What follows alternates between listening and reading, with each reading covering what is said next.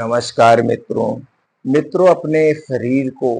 अपने शरीर की हड्डियों को अगर आप मजबूती देना चाहते हैं, मजबूत बनाना चाहते हैं, तो दोस्तों इस आटे की रोटी खाना शुरू कर दीजिए। दोस्तों गेहूं की तो रोटी आप पूरी जिंदगी खाते चले आ रहे हैं और खा रहे हैं, तो दोस्तों उसके स्थान पर दिन भर में एक बार अगर इस आटे की रोटी आप खाते हैं, तो दोस्तों इसके बहुत सारे फायदे हैं। पहले फायदा तो ये है, शरीर की हड्डियां और मांसपेशियां मजबूत बन जाएगी। आपके शरीर में, जोड़ों में, कमर में कहीं पे भी दर्द है, वो दर्द दोस्तों धीरे धीरे बंद हो जाएगा। आपका शरीर शक्तिशाली हो जाएगा। इसके साथ इसका सबसे बड़ा फायदा और है, वो है दोस्तों आपके पाचन तंत्र को ये इम्प्रूव करता है। गैस, कब्ज, एसिडिटी को दूर कर देगा। और जब हमारा पाचन तंत्र स्ट्रांग रहेगा, तो दोस्तों हमारे शरीर में बीमारियां नहीं होगी। और ये दोस्तों जो आटा है, यह आटा कैल्शियम, विटामिन्स, एंटीऑक्सीडेंट, फाइबर से भरपूर है। और ये तीन चीजों का सेवन करने से हमारा शरीर स्वस्थ और निरोग बना रहेगा। तो दोस्तों चलिए जानते हैं वो किसका आटा है, इन्हें कैसे घर पे तैयार करना है, इस आटे की रोटी कब खानी है, कितनी खानी है, इस रोटी को कौन नहीं खा सकता है, कितने दिन तक खानी है, ये सारी जानकारी आपसे शेयर करेंगे। तो दोस्तों चलिए जानते हैं ये आटे की रोटी किसकी बनानी है। दोस्तों इस आटे को सबसे पहली चीज जो आपको चाहिए वो है रागी। रागी दोस्तों आपको मार्केट में मिल जाएगी। और रागी में पाया जाता है प्रोटीन 7.3%, वसा 1.2 ग्राम, कार्बोहाइड्रेट 62 ग्राम यानी 62 ग्राम, खनिज 2.7 ग्राम, कैल्शियम 3.4 ग्राम, फाइबर 3.6 ग्राम, ऊर्जा 326 कैलोरीज। और दोस्तों इसके साथ साथ बहुत सारे प्रोटीन्स और विटामिन्स और पाए जाते हैं। तो दोस्तों इतने गुणों से संपन्न है ये रागी।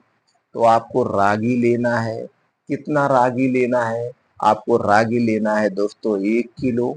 इसी के साथ आपको लेना है जौ 1 किलो और चना 1 किलो। दोस्तों चना, जौ और रागी ये तीनों शक्तिशाली है, तीनों गेहूं से अच्छे हैं। और फाइबर, एंटीऑक्सीडेंट प्रचुर मात्रा में पाया जाता है। इसे आप तीनों बराबर मात्रा में भी ले सकते हैं। लेकिन अगर इन्हें तीनों बराबर मात्रा में लेते हैं तो जो ये रागी होती है दोस्तों, इसकी जो थोड़ा सा देखने में काली होती है, काली देखती है, तो जो आपका आटा तैयार होगा वो देखने में काला होगा, तो रोटी भी काली बनेगी। तो इसे रागी को आप बराबर मात्रा में भी ले सकते हैं, नहीं तो इस रागी की मात्रा आप आधी कर दीजिए। तो जो आटा देखने में काला लग रहा है, रोटी देखने में काली लग रही है, वो कालापन कम हो जाएगा। तब कैसे लेना है? जौ 1 किलो, चना 1 किलो और रागी आधा किलो। लेने के बाद सबसे पहले इसे अच्छी तरह से धुल देना है। धुलने के बाद इसे आप सुखवा लीजिए। जैसे हमने तो 1-1 किलो बताया है। अगर आप इसे घर पे खाना चाहते हैं तो कोई दिक्कत नहीं, इसे घर पे सभी लोग खा सकते हैं। तो आपके घर में जितना गेहूं पिसाया जाता है उसी हिसाब से मात्रा आप ले सकते हैं। 10-10 किलो, 5-5 किलो, 6-6 किलो, 20-20 किलो, जैसे आप पिसाते हैं। बस इतना ध्यान देना है दोस्तों, 15 दिन के लिए एक बार आटा पिसाइए, इससे ज्यादा नहीं पिसाया जाता, यानी ज्यादा गेहूं पिसा के ज्यादा दिन तक नहीं रखा जाता है। तो थोड़ा थोड़ा पिसाइए, 10-15 दिन में जो आप खा सकते हैं उतना पिसाइए। फिर 10-15 दिन बाद फिर पिसा लीजिए, नहीं तो घर पे रखे रहेंगे उसमें सीलन आ जाएगा, फिर उसमें फफूंदी या कीड़े भी लग सकते हैं ज्यादा दिन तक आटा रखने से। तो दोस्तों इसी हिसाब से आपको पिसा लेना है। सुखवाने के बाद इसे पिसाना है, लेकिन इतना ध्यान देना है, कुछ लोग बहुत पतला पिसाते हैं। तो दोस्तों हमें बहुत पतला नहीं पिसाना है, हमें नॉर्मल आटा पिसाना है, थोड़ा आटा मोटा रहता है। अगर हम ज़्यादा पतला आटा खाते हैं तो इससे गैस का एसिडिटी होती है, इसीलिए बहुत पतला नहीं पिसाना चाहिए। दोस्तों पहले गेहूँ किससे पीसा जाता था? घर के जात से पीसा जाता था। पत्थर वाला जात होता था, उसी से गेहूँ पीसा जाता था और वह आटा जो होता था थोड़ा मोटा होता था। मोटा आटा रहने से गैस कब्ज़ कम बनती है, एसिडिटी नहीं बनती है। कब्ज़ से आप दूर रहेंगे। इसलिए दोस्तों जैसे घर की चक्की का आटा जितना मोटा होता है, आप उस चक्की वाले से जब आप कहेंगे तो वह उसी तरह से इससे गेहूँ को आपको पीस देगा। तो उसी हिसाब से दोस्तों ये आपको रागी जौ पिसाना है। पिसाने के बाद घर में किसी ऐसे डब्बे में रखना है जिसमें हवा-ववा ना जाए। अब इसी की रोटी आपको खाना है। लेकिन इस रोटी खाने के साथ-साथ आपको एक सावधानी बरतनी पड़ेगी और फिर 3 महीने बाद देखिए कैसे रिज़ल्ट आपको मिलता है। बहुत बढ़िया रिज़ल्ट मिलेगा। गैस, कब्ज़, एसिडिटी दूर हो जाएगी। आपके जोड़ों के शरीर के दर्द दूर हो जाएगा। आपके शरीर की कमज़ोरी दूर हो जाएगी। लेकिन इसके साथ ही एक सावधानी बरतनी है। वो सावधानी क्या है दोस्तों? जितने दिन तक आप इसकी रोटी खाएँगे, उतने दिन तक आपको बाहर की कोई भी चीज़ नहीं खाना है। चाहे वो छोटी चीज़ हो, चाहे बड़ी चीज़ हो, चाहे डिब्बा बंद, पैकेट बंद, junk food, fast food, cold drinks, soft drink, यहाँ तक कि ठंडा पानी या फ्रिज में रखा हुआ कोई भी ठंडी चीज़ आपको उतने दिनों तक नहीं खाना है।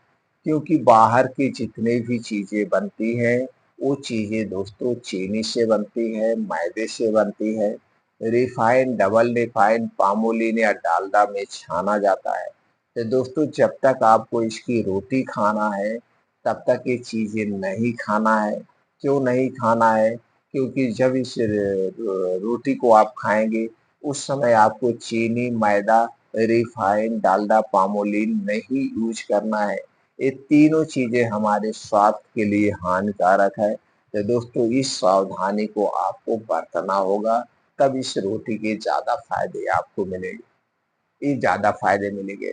अब दोस्तों इस रोटी को खाना कब है? सबसे ज़्यादा ज़रूरी ये है, क्योंकि यह रोटी एक सुपर फूड रोटी हो गई और सुपर फूड रोटी को यानी कि ज़्यादा न्यूट्रिएंट्स, विटामिन्स वाली चीज़ों को हमें रात में नहीं खाना चाहिए। तो दोस्तों इसकी रोटी आपको दिन में खाना है, रात में नहीं खाना है। क्योंकि सूर्य डूबने के बाद हमारा पाचन तंत्र स्लो हो जाता है। इसकी रोटी आप सुबह खा सकते हैं, दोपहर में खा सकते हैं। अगर शाम को खाना चाहते हैं, तो शाम की इसकी रोटी बनवाइए और सब्ज़ी। लेकिन कब खाना है ये जान लीजिए। अगर शाम के समय खा रहे हैं तो सूर्य डूबने के 1 घंटे पहले खाना है। सूर्य डूबने के 1 घंटे पहले इसकी रोटी और सब्ज़ी लेना है बस। इसकी रोटी 2 तरह से आप तैयार कर सकते हैं। पहले तरीका है दोस्तों इसे पतली बना सकते हैं। अगर पतली ज़्यादा मोटा आटा रहता है तो पतली ज़्यादा नहीं बन पाएगी तो इसकी मोटी रोटी बनती है।